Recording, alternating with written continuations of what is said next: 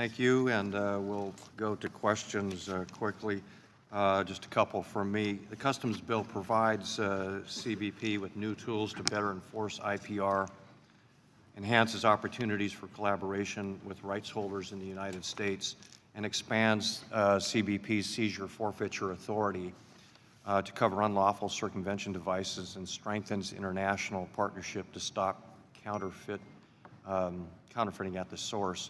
Can you tell us what CBP has been doing to implement these measures and how they're assisting you in your efforts to protect intellectual property rights? Well, I think the most important thing on the intellectual property rights, Chairman, is the fact that we co-chair or have the deputy's position in the Intellectual Property Rights Enforcement Center that is run by Immigration and Customs Enforcement. Well over 20 federal agencies sit in that one location and work very hard to target what may in fact be a counterfeit or intellectual property rights violation. I think the highlight that I saw over the Christmas time was in fact a very dangerous product, hoverboards. Certainly dangerous, I'm sure, if you try to get on at my age and balance on one. But what I would really see is the fact that the Underwriters Laboratories seal, they were in fact counterfeit seals. We saw well over 50 fires that have occurred as a result of these. But working with Consumer Product Safety, we worked very hard to make sure that kids didn't get those gifts that perhaps they were expecting. That's just one example. I know there are a number of other examples where I would emphasize to you all that collaboration and a close working partnership with other federal agencies is absolutely critical to us doing our job. Could you also update us on the status of regulation on seized circumvention devices called for in Section 303 of the Customs Bill?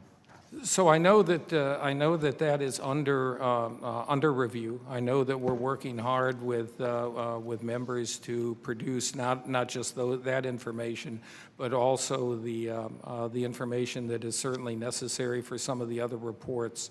And I'd be happy to make sure that we provide an update to your staff on that. Okay, and lastly, you did mention that you recognize that you're a little behind in some of the reporting requirements. Do you have any sort of a plan to make sure that, because it's one of the ways that this committee stays sort of in touch with what's happening within your organization,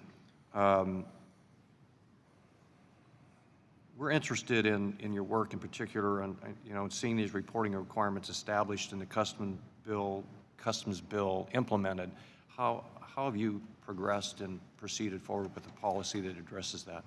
So our Office of Trade put together a spreadsheet that actually shows all of the requirements that we have to meet, whether it is in reporting or rules that need to be promulgated, regulations, training, and information that needs to be communicated to Congress. When we not only put together that spreadsheet about where we were on each one of these requirements, we also took a look at what are the most important according to staff members and others and triage those. I would tell you that we're well on the way.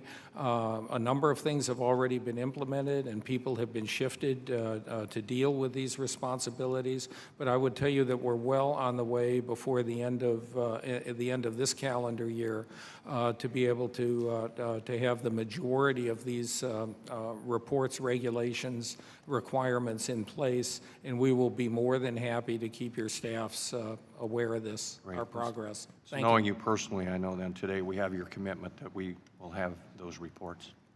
Thank you.